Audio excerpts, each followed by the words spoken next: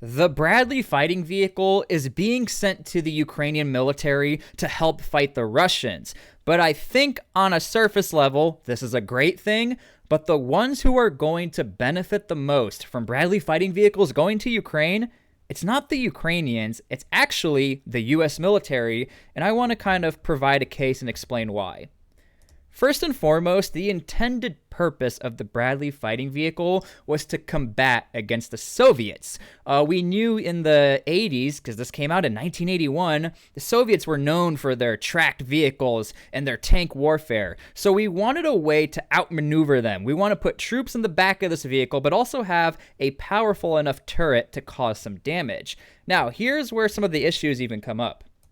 The Bradley fighting vehicle never officially fought the Soviets. The first time we see it in combat was 1991 Desert Shield or Desert Storm. And there are some sources out there that say that the Bradley fighting vehicle actually took out more Iraqi armor than Abrams. Now, I can't verify that with any other sources. This is actually from Wikipedia, so take that with a grain of salt. However, it performed rather well.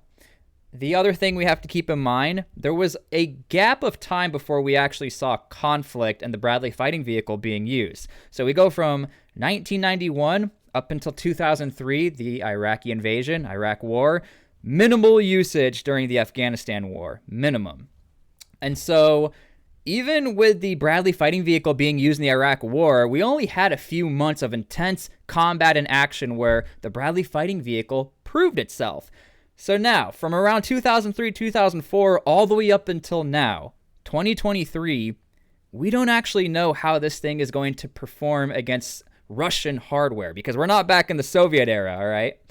Now, what's interesting is trying to find comparative data can be rather difficult, but I found this unclassified document from the U.S. Army Research Institute. And I was reading through it, and it actually talks about Bradley fighting vehicles, training, and soldier system observations. And so when I went down to page 12, here's a pretty interesting section.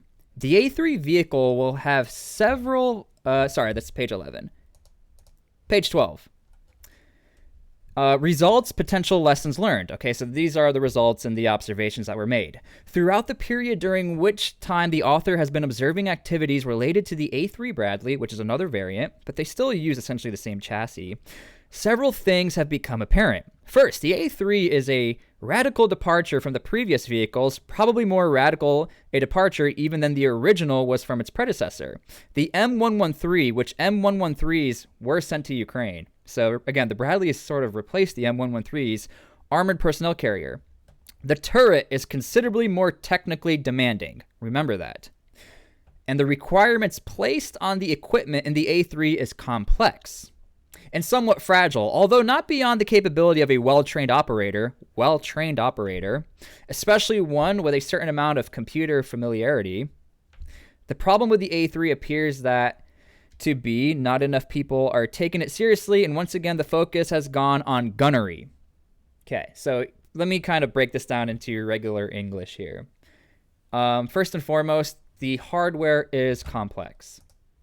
In fact, the U.S. military is known to contract Bradley fighting vehicle mechanics to help repair things that go wrong with the Bradley fighting vehicle. So my first point in case is, who is going to repair these things if something goes wrong? Because you don't need to be in combat for one of these things to break down. Okay, if you have like a Carl type soldier out there who's being an idiot and driving these things and you hit a tree, what are you going to do? Who's going to repair that? So I think that's going to be the first case and issue. Number two, we have a lot of different variants of the Bradley fighting vehicle. Nothing was really said on what's being sent to Ukraine. We just know it's Bradley fighting vehicles.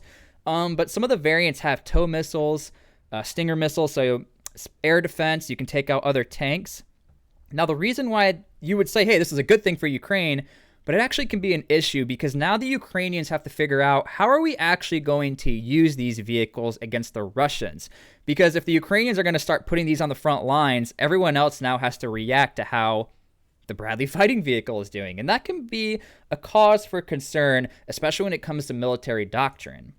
Now, the other thing is this. The Bradley fighting vehicle is also a troop transport carrier. Now, the one thing that the U.S. military does really well is standardization. You see, the guys who sit in the back of the Bradley fighting vehicle, Not only are they typically trained on how to use Bradley fighting vehicles, whether it's a driver or the sergeant in charge, they're also well-trained infantrymen, combat engineers, or Cav scouts. So they all have the same exact training. They know how to be on a fire team or a squad, and they know how to use their Bradley to their advantage. Whether it's the Bradley fighting vehicle getting them to where they need to be, stuff like that. And this took a very long time for the U.S. military to develop a doctrine. But remember, we never fought against a big military since 2003, 2004-ish. So now I actually think the Ukrainians will really have to figure out how are they going to implement whatever they're being trained, but now bring that into the 21st century? Because like U.S. soldiers, they're doing what's called gunnery, and gunnery is essentially you're just training on a range, sort of like how you qualify with your rifle as a soldier. You qualify with your Bradley fighting vehicles to stay proficient. But that's just one half of the battle with the Bradley fighting vehicle. Again, you got troops back here, and they need to know how to perform. So the reason why I think the U.S. military will benefit the most from all of this is that the Pentagon has been wanting to replace these bad boys for a while, but nobody can figure out how to replace them. The Bradley fighting vehicle is a really good piece of hardware and a really effective vehicle. One of the biggest challenges is they want to maintain that the Bradley fighting vehicle's intended role was to combat against big military. The U.S. military is still getting out of what's called the GWOT, the Global War on Terrorism, and that fumbled how U.S. troops are really supposed to perform. Because let's be honest, when the U.S. military went into the Global War on Terrorism, 2001, Afghanistan, 2003, they knew nothing on how to do anything fighting against insurgencies. Special forces did, yes, but when we talk about big military strategy, totally different story. Now we're going back into big military, and now the U.S. military has to learn how to reuse these pieces of equipment in big military terms.